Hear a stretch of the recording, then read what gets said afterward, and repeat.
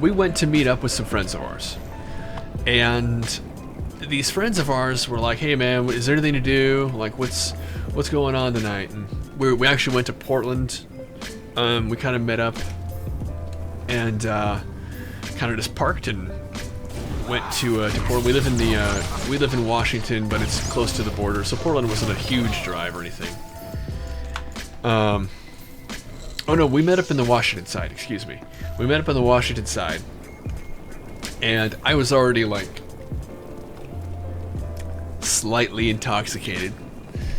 And I wasn't driving. I wasn't driving at all. I do believe the driver was drinking, though. Do not do that. This is not an endorsement of that action. In fact, my time as a medic has told me that if you do that, you and I probably can't be friends. But that's neither here nor there. That's not the point of this story.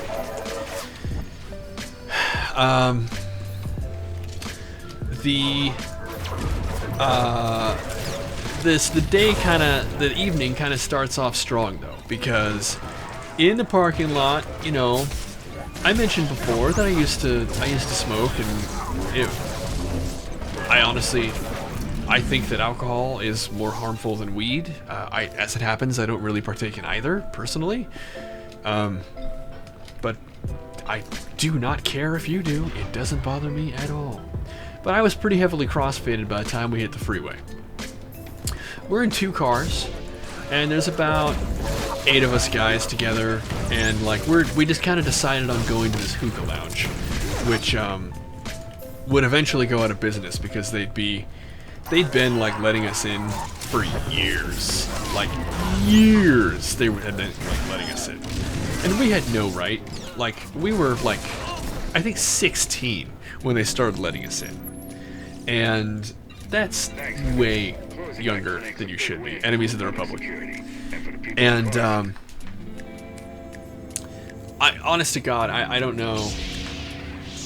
Or guild leveled up.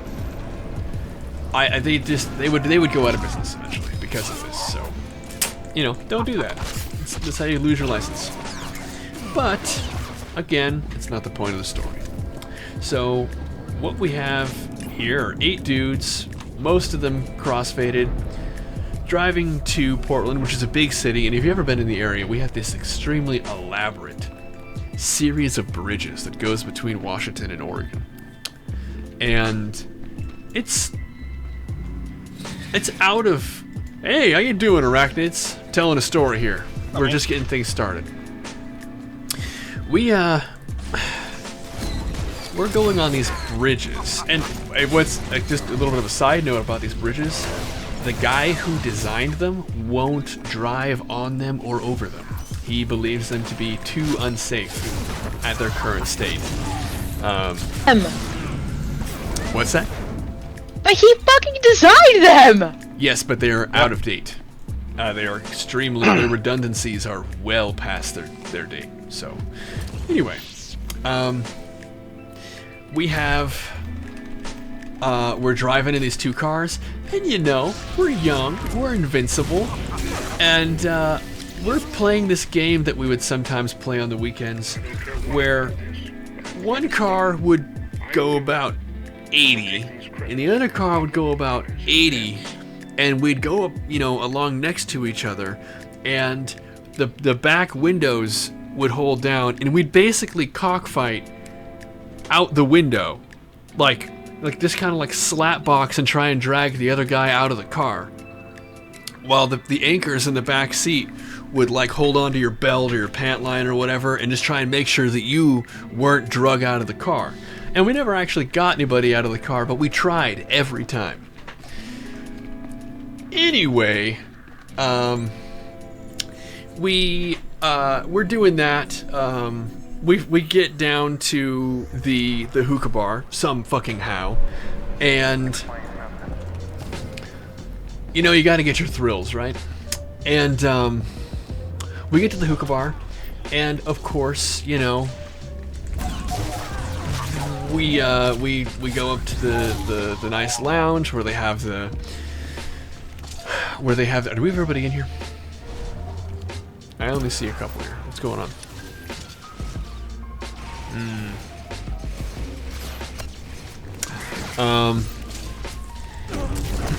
And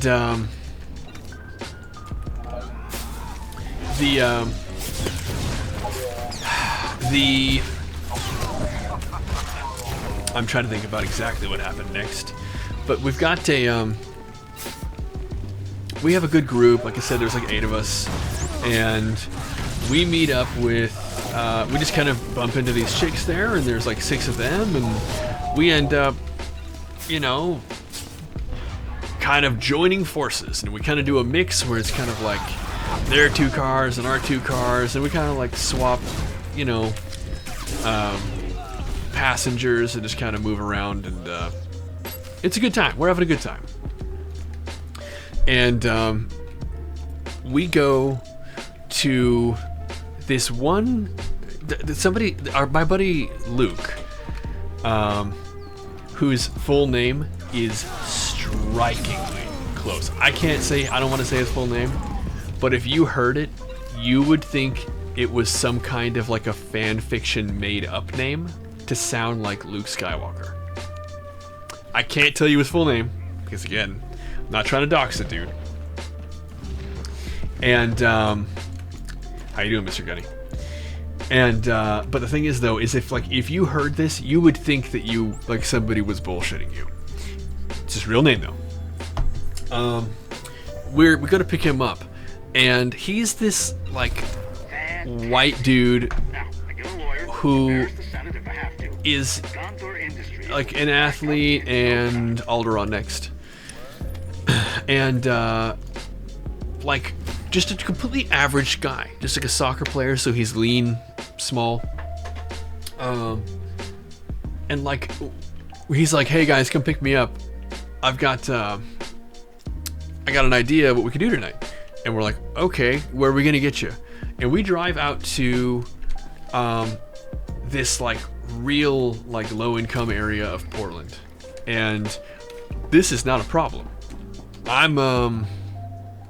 That's cool. We're gonna start it Into the Killick Warrens, by the way. We get to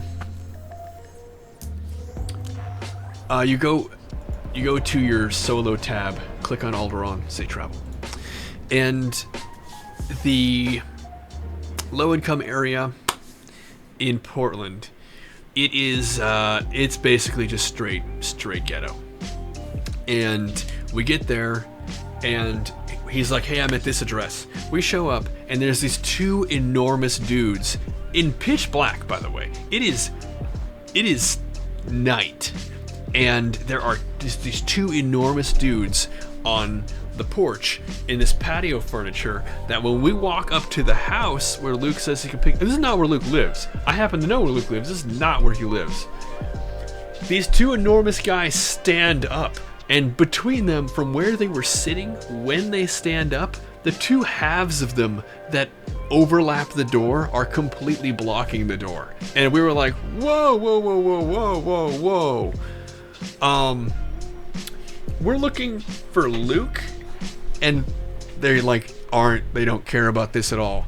And we're like, okay, hey, you know what? We got the wrong house. We're just gonna go. And Luke pops out of the screen door. "Oh, hey guys, you show up. Why, come on in. I'm just about ready." And I'm like, "Oh, all right. Just about ready. Excuse me, pardon me, everybody. I'm just gonna squeeze right past you. Thank you. Oh, hey, nice to meet you. Yep, just gonna thank you. Squeeze right past. I get in, and we'd changed out the hookah for more weed, by the way. That is just something that you kind of do. If you go to these things a lot, you know that's part of the drill. You're like, "Oh, I'd like one, whatever you call the pucks of. I'm not gonna smoke it. Just keep it in the wrapper. I don't care. Don't waste your money." And then you go up there and you just basically load it with weed or whatever, and then it's what you do. Nobody goes to hookah bars. I'm like, "Yeah, hookah." No, it's just a place to socially. You go to hookah bars to get high. Yeah. So like, anyway, I digress. We are at this place, and we go inside, and not only is my friend Luke there, but my friend Josh. Josh, are you in the stream right now? We're going to wait just a second here. He's not. He's not in the stream? Okay. Unless My he's never friend started Josh over is there. there. And he's like, Lou, you made it. Thank God. And I, of course, had no idea what the fuck he's talking about. And my name is actually Lewis, by the way. So when I say Lou, that's he's talking to me. And the deal is, he had not actually contacted me, but he was like, yes, good, you're here. And Luke goes off into the back, and there are these enormous guys, same size as the guys out front, like 300 pounds, who are currently having their hair done in this living room by, like, the most, like, just out of, like, like you could, if you were making a bad movie, this is how you would portray the characters. It is just, it is exactly what you think it is. I don't even need to say anything. You've painted a picture in your mind, and you're not even wrong. So, here's the deal. And, like, by the way, that I don't want that to sound like prejudice. It's not. You live the life you want, and if you can't reach the life you want, you do what makes you happy. Do whatever, man. Don't even care. So, the deal is, we get going, and I was like, yeah, well, Josh, we're about to leave, and he's like, yes, and I'm leaving with you. That's what we're doing. And Josh isn't one to panic, and I don't know why he's there at this house in the middle of nowhere. It doesn't make any sense to me. But I was like, yeah, dude, well, yeah, you, like, yes, of course, the plan. That's right. You called me here because I'm your ride. We're leaving, aren't we, Josh? And he's like, yep, we gotta go. And this guy, who I would later find out is named Nick, is like, well, our business isn't exactly concluded, Josh, so I don't think that, you don't want to leave. And Josh is like, I do, I'm not interested in this. And, Josh is clearly wigging out. And I'm like, okay, he's not one to panic, so what the fuck is worrying Josh? And then this Nick individual pulls out a handgun. And I am a little unnerved about this because I haven't mentioned yet that there are bags of powder all over the place in this house. And I'm like, okay, well, they do a lot of baking. They do a lot of baking in this house. That's great. Hobbyists. This is good. And I'm like, okay. All that prepackaged, weighed-out flour that they have. That's right. And I'm starting to get it together here. I'm starting to figure out why Luke is here, because of what I know about Luke, and probably why Josh is here. And I'm like, okay, well, I know one thing. Sterling doesn't need to be here any fucking longer. So I'm like, Josh, we do have to go. And I don't know how well these people knew Luke, but basically this Nick individual is just like, no, our business isn't exactly concluded. And he stands up. And when the guy who just brandished a handgun stands up and is taking that tone, the whole room kind of puckers a little bit. And I think that's only the appropriate response. To be fair, I think that's fair, right? So, but Luke is just like, he comes out of the back room because he'd been back there doing God knows what, and I'm like, and Luke's just like, what's going on here? This is the nicest guy. This is like the sweetest, like, he is just a not bothering anybody kind of fella. This, I swear to God, his name isn't some kind of a a play on Luke Skywalker sounding guy. Would you mind grabbing that? I don't want to become famous, and it's not going to happen with me telling stories like this anyway. Thank you. And and Luke's just like, whoa, whoa, whoa, whoa, whoa, you guys, that's not really cool. And Luke says that, and then the two guys from outside, who the huge guys at the door, come inside, and the guys who are having their hair done stand up themselves. Now, they don't make any kind of aggressive motions or anything. Their actual physical size is enough to make Nick change tone.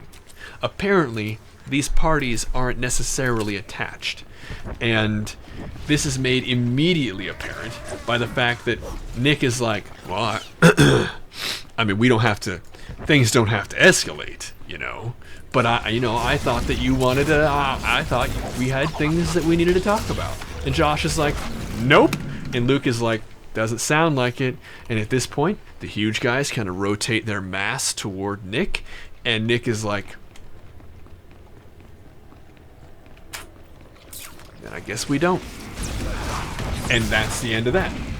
We all leave, and we've picked up Luke and Josh. And that whole experience behind us, we are without anything to do, because apparently what Luke was there for, the interaction was Dark Nasty. How you doing? Telling a story here, man. We're getting through it, and so I'm gonna be focusing on the story here for a second. So, effectively, we don't really have anything. The thing that both Josh and Luke were there for, is not. They don't have it. They're without. And Luke's like, well, you know, I still know a guy. I know a guy, but. And I'm like, you know, I actually don't care. I'm just cool, just like riding around, or if like you guys just want to go chill somewhere. Like I'm not like into, you know. This isn't, by the way, the night that I would try it, and only ever do it one time. This is just a one-off for the people I was with here. Oh, whoops! I told them anyway. I didn't realize you were gonna be so cool. Anywho,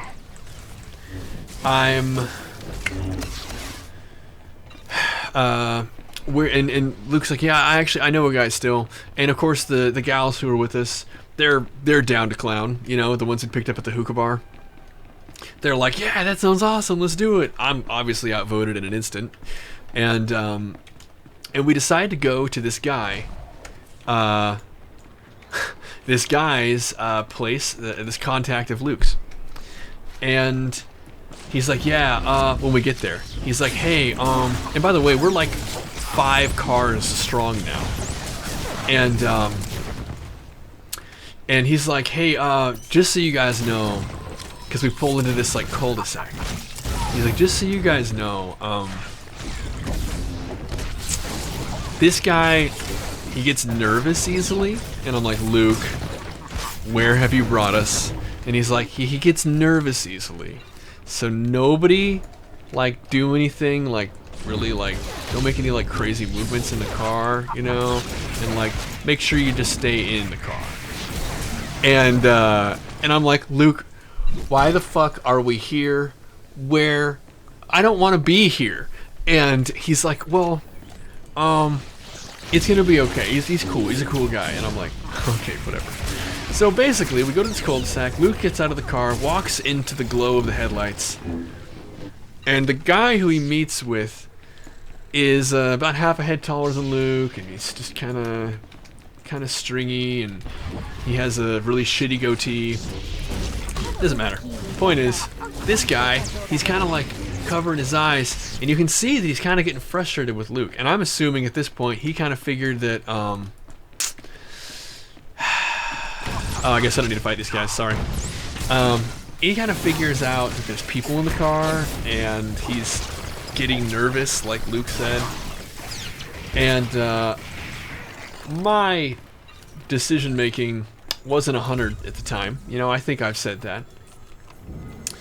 And in truth, it ended up being okay because I'm like, okay, let's get out of the car. Let's make sure this guy knows that we're friendly. The problem is there are a lot of us at this point. And we all just get out of the car next to this nervous guy. Nervous guy goes for a gun, and Luke calms him down, and he's like, no, it's totally not necessary. Totally not necessary. Totally not necessary.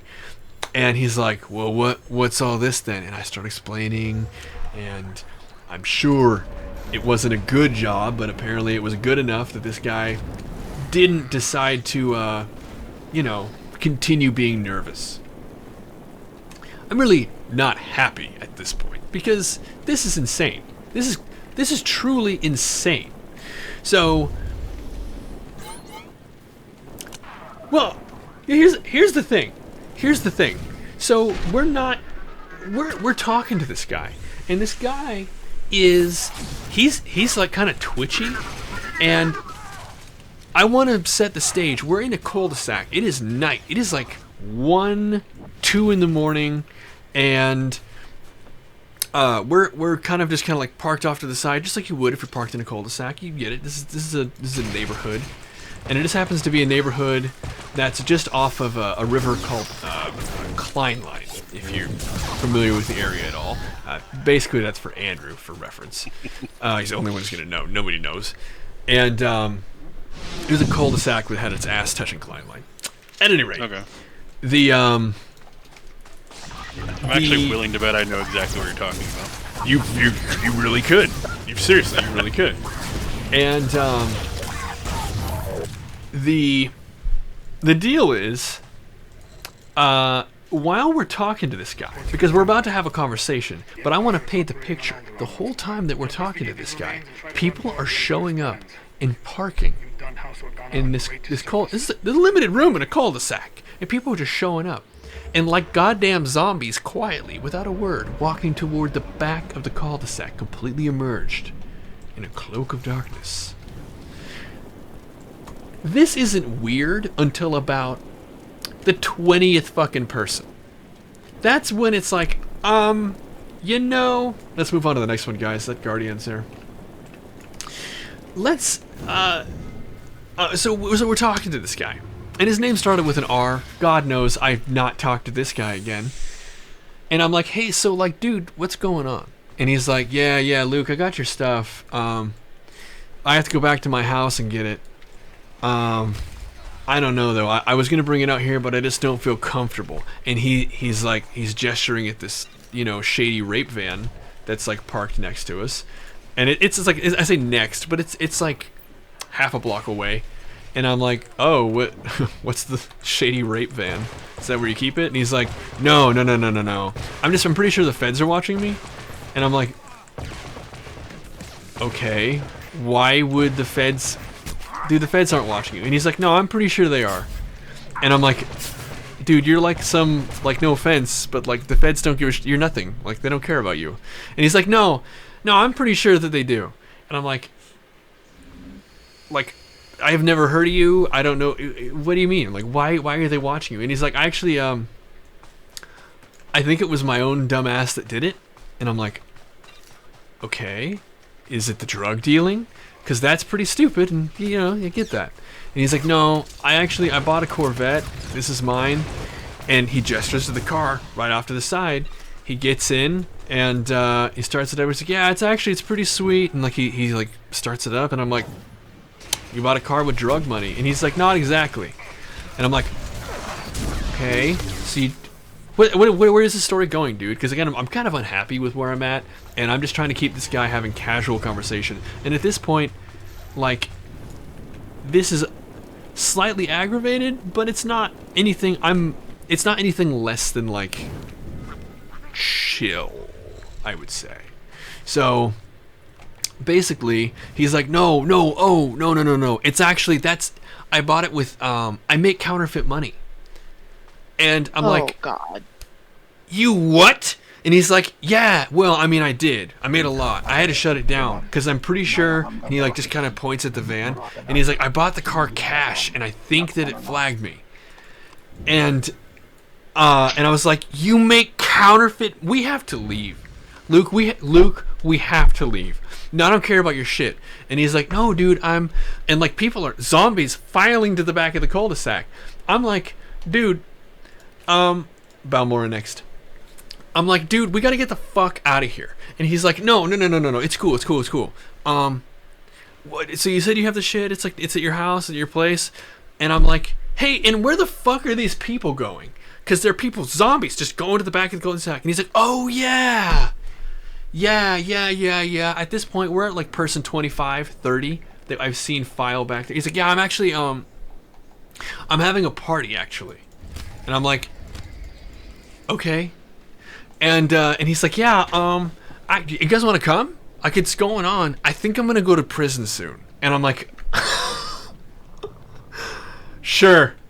You guys want to go to the party? Everybody, of course, at this point is down to go to the party because we're kind of in at this point, right? So we're like, sure. So we just file back to the back of the cul-de-sac with the rest of the zombies, and he's like, oh yeah, dude, well, like, welcome, like, Mikasa is Tsukasa, and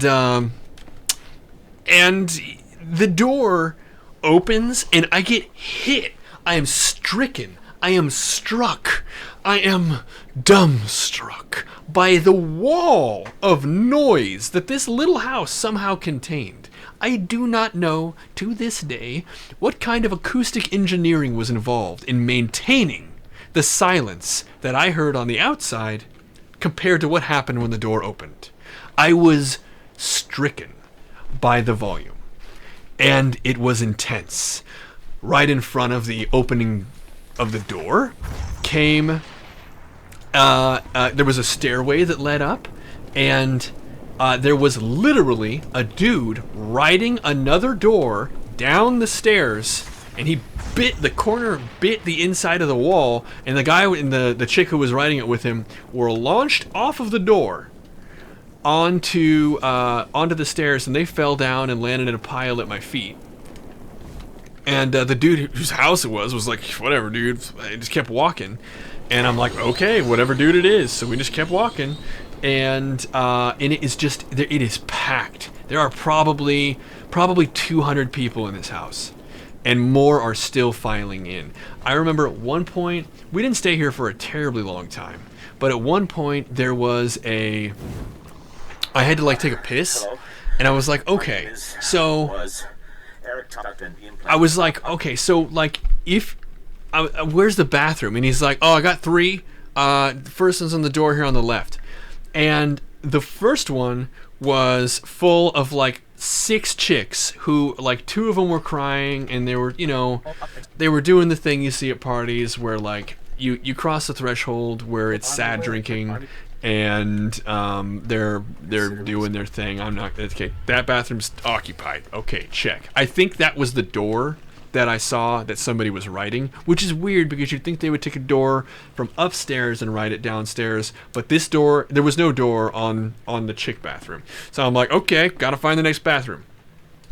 Went upstairs, and I saw that there was another bathroom. I assumed it was a bathroom because there was a dude who was extremely angry, who was, like, just banging on the door, and he's just like, bitch, I swear to God, if you're blowing him, I'm gonna fucking lose my mind. And I'm like, all right, that bathroom's occupied. I don't care about that at all. So, fuck that. And I'm like, okay, bathroom hunt over officially. Thank you. Bathroom hunt is over. Hello. Welcome on in. I'm in the middle of the story here. And bathroom hunt is over. And this is where, in my opinion, things really get weird. Because I go downstairs, and again, we're on Klein Line. The porch kind of overlooks the river, and the back porch does. And the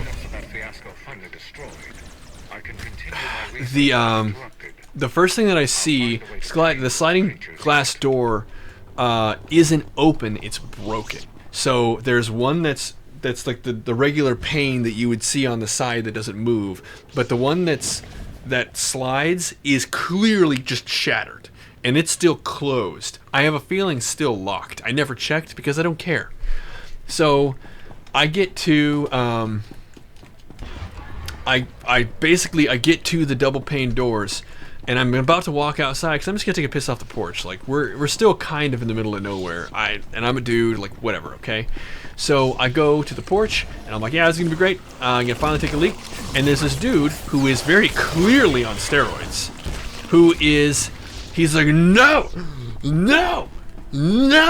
and he like grabs a keg and wrestles it up over, and he's like, no, this is the last keg, and it's empty. Why are they always goddamn empty?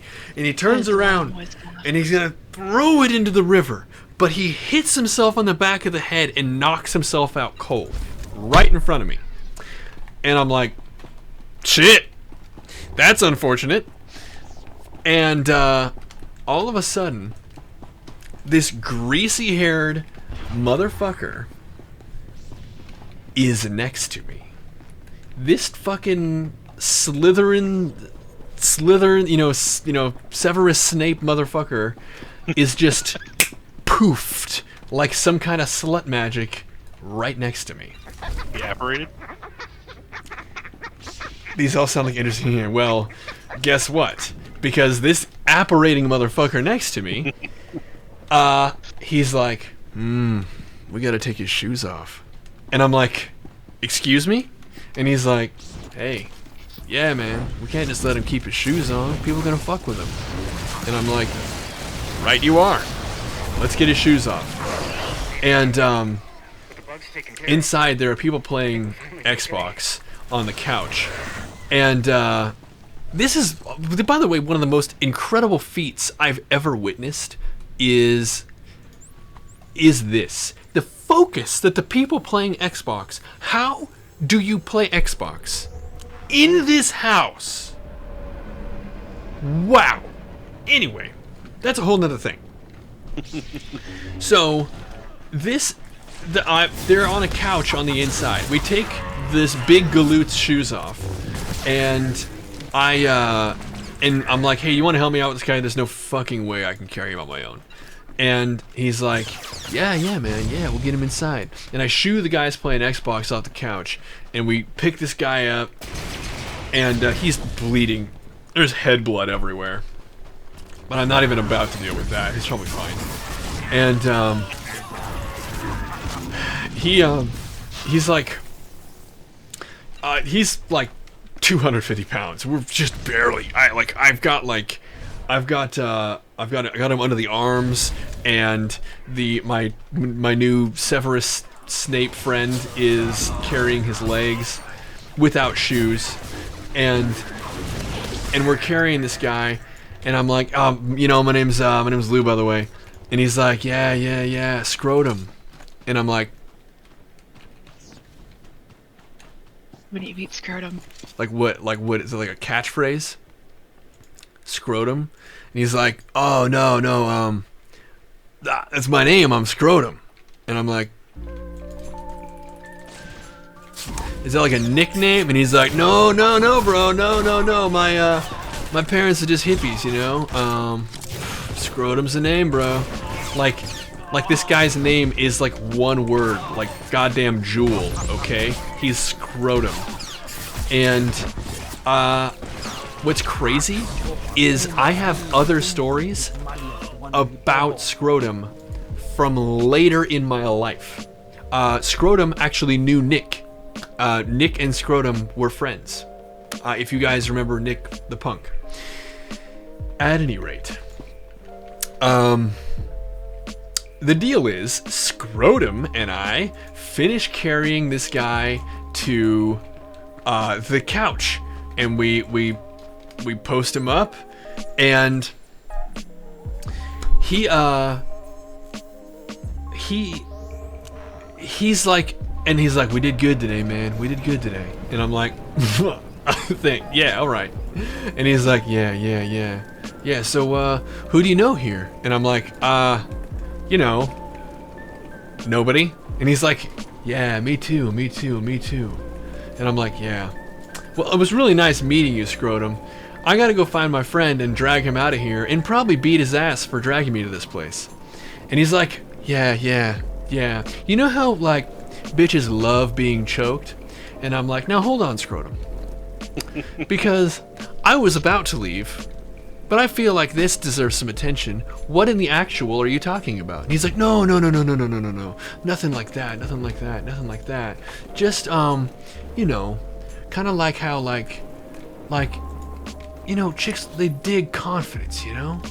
And I'm like, one of these things is not like the other. And he's like, yeah, well, no. Because, like, you show up, you know, like, how old do you think I am? And by the way, this guy is oozing with confidence. I want to say that for the record. This guy is oozing with confidence that I personally, just looking at him, don't think he's earned. But, you know, what the hell do I know? He's like, yeah, like I go to bars and I pick up chicks all the time. I'm only 20, and I'm like, cool, 20-year-old Scrotum. That's magnificent.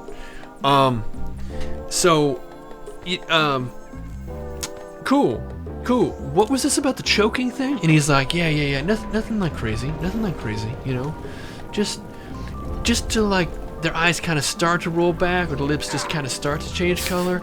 That's the sweet spot. And I'm like, wow, Scrotum. What? And he's like, yeah, I pick up, like, married chicks all the time from bars. I fucking love them. And I'm like, cool. This is in jail. Really neat to know you, Scrotum. And he's like, yeah, but you know, it's weird it took him that long to get to that, you know? I know. That's usually what you start talking with. And I'm like, okay, well, 4 names, you know? Scrotum, this has been a hell of a thing. And I feel like I think maybe we're done talking, you know? And he's like, no, dude, no. I can show you sometime. I can teach you. We'll pick up some chicks, you know. You and me. I think we can do it, you know.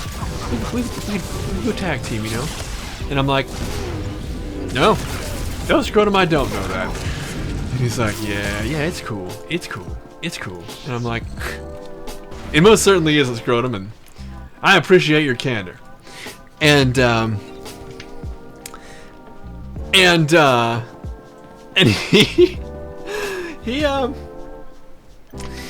again, there are stories. But there aren't really stories later. The thing is, though, is that, like, I was once sent a video by Nick, the crazy punk guy, and this is where it gets real graphic, kids. I need you to earmuffs, okay? If you have a weak stomach, it's time for the earmuffs. I was once sent an unsolicited video of Scrotum filleting a dog. This was about 3 years after the fact. Okay, earmuffs off. Okay, I gave you fair warning. I gave you fair warning. This is, again, somebody bet him a jar of peanut butter that they never paid him that he couldn't do it. And, a jar of peanut butter? That's what it took. That is what it took. Yeah. Okay, so again, this is just who Scrotum is, y'all. This is that sweet Scrotum lifestyle you've always heard about. Oh, Jesus. So here's the deal. No, I deleted it off my fucking phone. I was like, oh! Like the chat caught up? Yeah, chat caught up. So here's the deal. Again, I do not condone any of Scrotum's actions. I have not actually had a moment where I'm with Scrotum this evening that I'm like, oh, this is good. So, I'm like, okay, Scrotum, it has been a pleasure to meet whatever this is and talk about choking bitches. Choking married bitches. Married bitch. Yes. So, okay. All right. Well, it's been a treat, and I'm leaving. So, bye. And then I go and I grab Luke, and he's like, yeah, man, I finally got it. I'm like, I'm really happy for you, Luke. I'm gonna murder you. And I never actually did get around to murdering Luke. But, you know, you can't blame a guy for wanting to. And eventually we went home. We stopped at a grocery store, and I grabbed a box of Cheez-Its and a roll of cookie dough and ate them both simultaneously, which, by the way, tried sober, terrible. Terrible. Probably not a shock to you. And I went about my merry goddamn way. I am incapable of spawning here, apparently. So I'm gonna return to Med Center. But yeah, we you guys actually finished this one up without me. I'm gonna change characters. So there we go. There you are. There you have it. I would say that by a hair, this is the craziest night of my life. We returned safely. I do want to say we also engaged in a fruitful battle on the way home as well. Side by side, about 70 miles an hour. It'd been a long night. We were going a little slower, hanging out the window, again, trying to pull one another out the ride. So there we have it. That's it. That is the story of Scrotum and what was, I think, again, by a hair, the craziest night of my life.